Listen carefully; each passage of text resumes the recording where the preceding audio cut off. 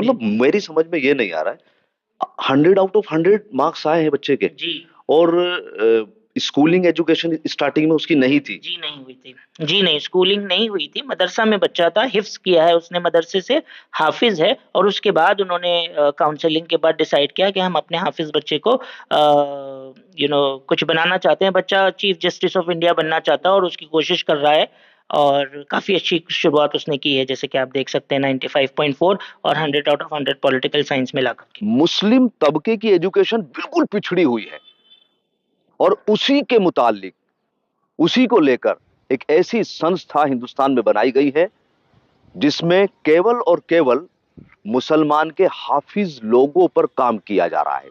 तो आप मेरे पीछे देख रहे हैं, ये संस्था है विजन इंटरनेशनल एकेडमी।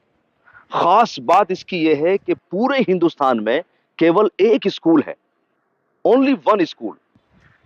अब आप समझ रहे होंगे, आप सोच में पड़ गए होंगे कि यार ऐसा क्या चीज है कि पूरे इंडिया, कितना बड़ा इंडिया है आप सोच सकते हो, और वहां पर केवल एक स्कूल आपको मिलने वाला है।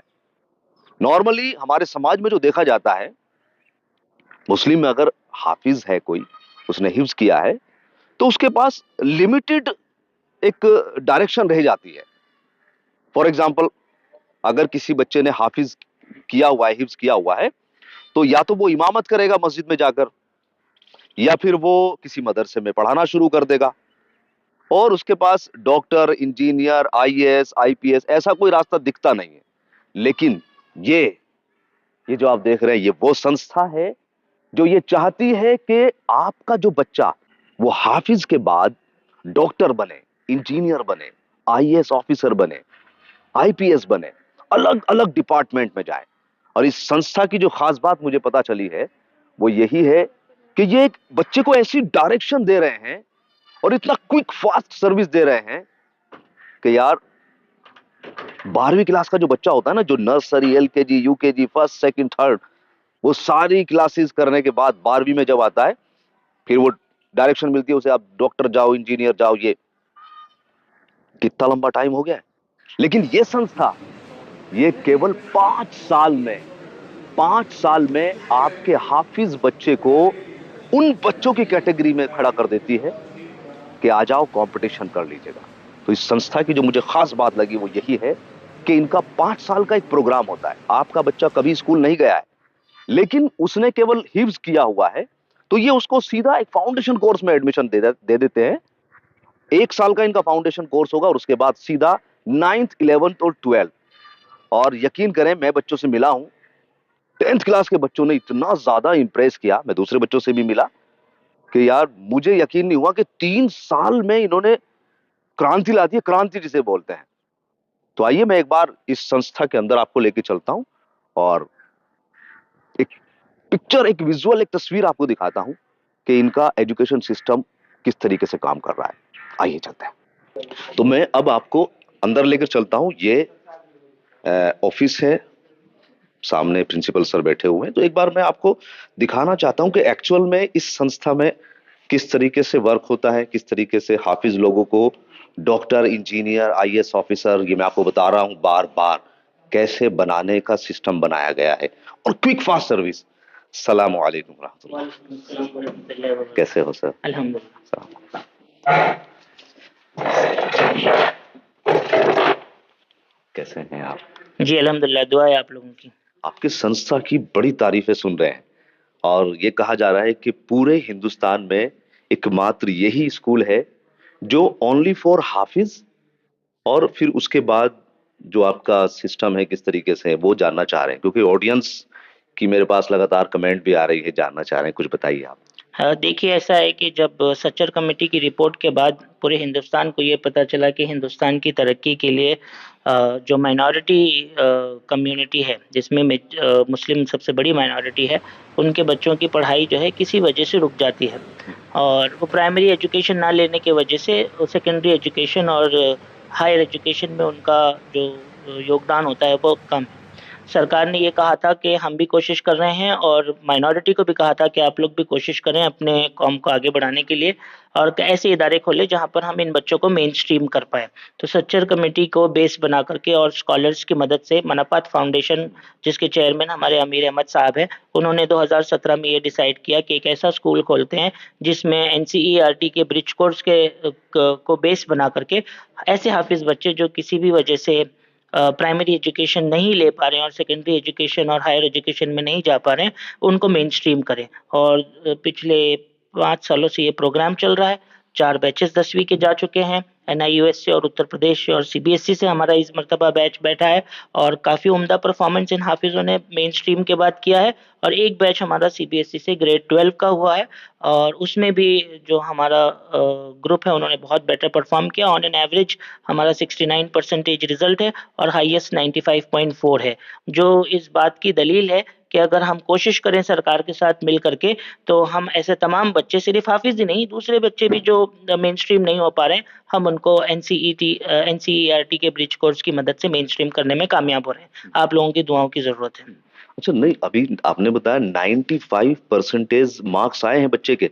जी, 95.4 बच्चे के मार्क्स आए हैं और पॉलिटिकल साइंस में इस बच्चे को 100 आउट ऑफ 100 मिला है, उर्दू में भी 100 आउट ऑफ 100 मिला है।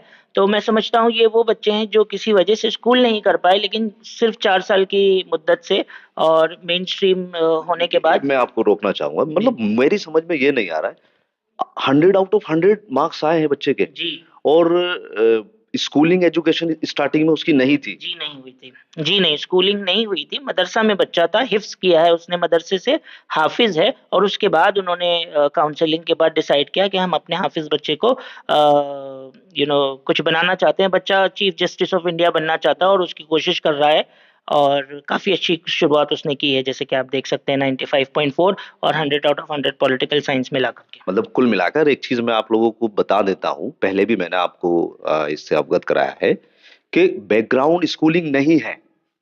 5 साल का इनका प्रोग्राम होता है जिसमें 1 साल ये फाउंडेशन का कोर्स होता है, उसके बाद फिर 9th 10th और 11th 12th। मतलब 5 साल में एक बच्चा 100 में से 100 नंबर ला रहा है। यार कमाल की परफॉर्मेंस है, इससे तो मैं बहुत ज्यादा इंप्रेस हूं और मुझे उम्मीद है कि आप भी अचंभित होंगे। नॉर्मली हमारे जो बच्चे हैं वो सीबीएसई में पढ़ते हैं और ये संस्था भी सीबीएसई की है और उसमें पूरी लाइफ उसके साथ मेहनत करते हुए और फिर बच्चे के 90+ नंबर नहीं बनते और यहाँ पर 100 out of 100। Very very very, मतलब इंप्रेसिव एकदम रिजल्ट है।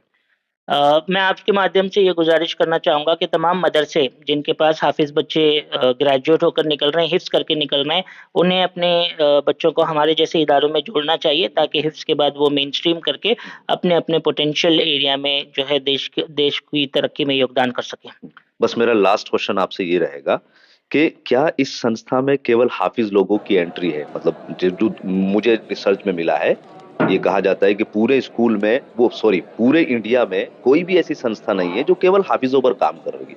आपकी संस्था में हाफिज लोगों पर काम हो रहा है? जी, हमारे संस्था में हाफिज़ लोगों पर ही काम हो रहा है। ऐसा है कि उत्तर प्रदेश में और दूसरी जगहों में जहाँ हाफिज़ बच्चे बनते हैं, तो उनके परिवार को एक ये परेशानी होती है कि अगर ये दूसरे स्कूल में जाएगा तो जो कलाम पाक उसने याद किया है, जो हमारी होली किताब है, वो भूल सकता है। तो हमने हमारे सिस्टम में उस कलाम पाक को याद उसके रिविज़न का, जिसको हम लोग दौर कहते हैं, उसके रिटेंशन का बंदोबस्त रखा है। तो उससे वो काफ़ी कॉन्फिडेंस हो जाते हैं और अपने बच्चों को यहाँ पर भेजते हैं। वैसे संस्था में कुछ गैर नॉन हाफिज बच्चे भी हैं, अराउंड 6%, और वो लोग भी यहाँ पर से दरसो तदरीस हासिल कर रहे हैं। एक हल्का सा बस लास्ट क्वेश्चन ये है, अगर दिनचर्या की बात करें, जैसे कि हाफिज हैं तो क्या उनका हिफ्स यहाँ पर कॉन्टिन्यूअस रहेगा?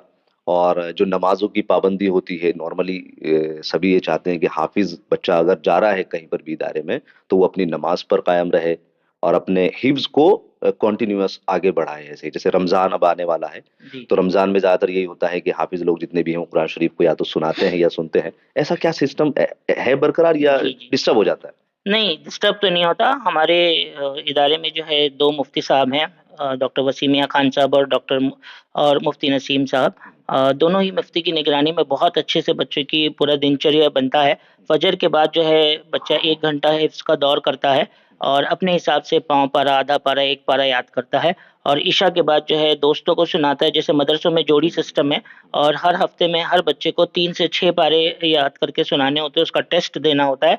तो शाबान से पहले जो है दो दो दौर बच्चों का अल्हम्दुलिल्लाह निकल जाता। शाबान के वक्त हम दौर का सिलसिला बढ़ा देते हैं, ज़रूरत पड़ने पर दोपहर में भी दौर लगवाते हैं। ईशा में दौर जो है 1 घंटे का होता है ताकि बच्चे जाके तरावी सुनाएं। अब तक के हमारे 114 बच्चे यहाँ से ग्रेजुएट कर चुके हैं, जिसमें से एक बच्चा जो है रशिया से मेडिकल कर रहा है। हमारे पिछले साल के बच्चों में से 7 बच्चे जो हैं बीए एलएलबी कर रहे हैं और हमारे 30 बच्चे जो हैं नीट की तैयारी इस साल देने वाले हैं और 7 बच्चे जो हैं जेईई का एंट्रेंस एग्जाम दे रहे हैं और दूसरे जो है दीगर कोर सब्जेक्ट्स में जुड़े हुए हैं।